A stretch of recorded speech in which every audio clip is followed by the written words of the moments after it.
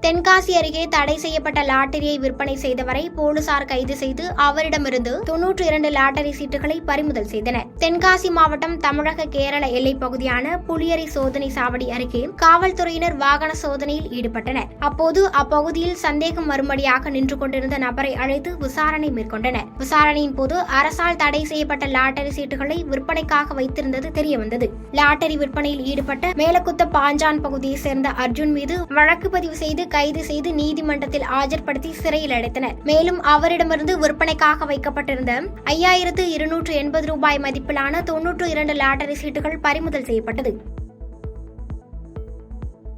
பாதகம் செய்பவரை கண்டால் நாம் பயங்கொள்ளலாகாது பாப்பா, மோதி மிதித்து விடு பாப்பா, அவர் முகத்தில் உமிழ்ந்து விடு பாப்பா.